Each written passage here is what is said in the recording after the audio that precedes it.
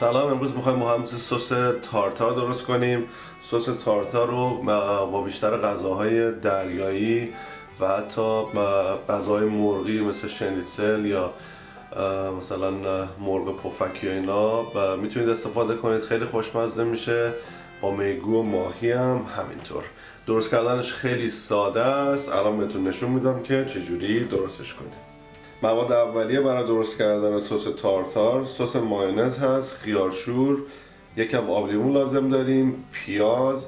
اگه پیاز نداشتین یا اگه خواستین میتونید به جاش از پیازچم استفاده کنید و نمک و فلفل. اگه دوست داشته باشید میتونید بهش گیشنیز و جعفری هم اضافه بکنید، مزهش رو بهتر میکنه، ولی اجباری نیست.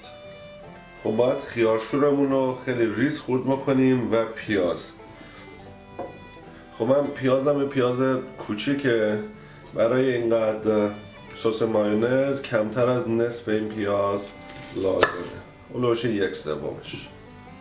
پیازم حتی الامکان ریز خورد کنین، هرچی ریزتر خورد بشه بهتر.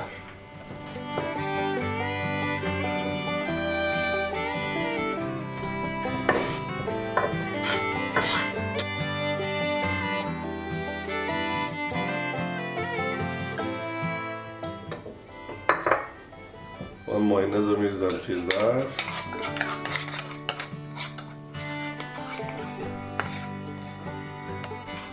پیازم میریزیم داخلش.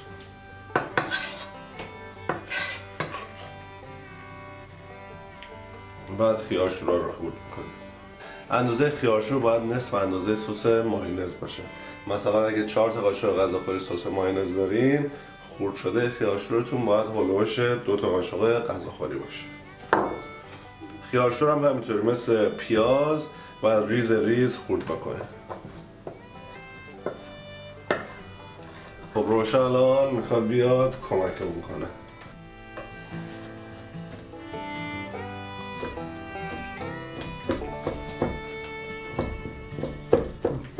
این هم اندازه خیارشور. خب خیارشور هم بهش اضافه میکنیم. یه مقدار لیمو باید بهش اضافه کنیم، هلوش مثلا 1/4 یا 1/5 لیمو کافیه. یکم هم نمک و فلفل.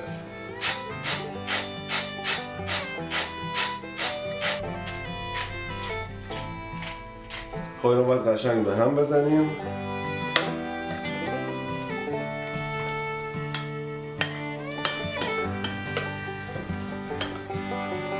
خب الان این سسمون آماده است. اگه دوست داشته باشین میتونید بهش یکم هم سبزی، گیشنیز یا جعفری اضافه کنین که عطر و طعم بهتری بگیره.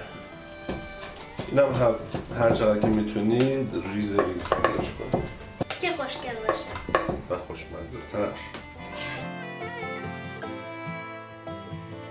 خب سس تارتارمون آماده است. امیدوارم که درست کنید و ازش لذت ببرین. لایک و سابسکرایب یادتون نره. ویدیو رو با دوستان و فامیلتون شیر کنید. کامنت برامون بذارین، خیلی خوشحال میشیم. این دکمه نوتیفیکیشن یا زنگوله این پایین هم اگه بزنین ویدیو جدید رو سریع میبینین. تا هفته بعد، خداحافظ. پیس.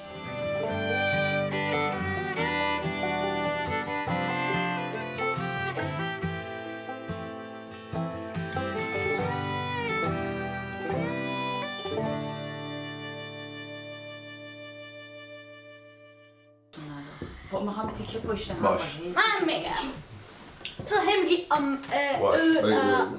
بگو. باش اینجوری. بگو بابا. بگو پرو نشو. خب چی بگم؟ تو گفتی میگم که بگو. آره ولی چی بگم؟ همون لایک و سابسکرایب امیدوارم دوست داشته باشین. درست خب کنید. سس تارتارمون آماده است. لایک و سابسکرایب یادتون نره. ویدیو رو با دوستان و فامیلتون شیر کنین، کامنت برام بذارین، خیلی خوشحال میشیم. نوتیفیکیشن رو بزنین هرچی که اسمش هست. تا هفته بعد، خداحافظ. پیس.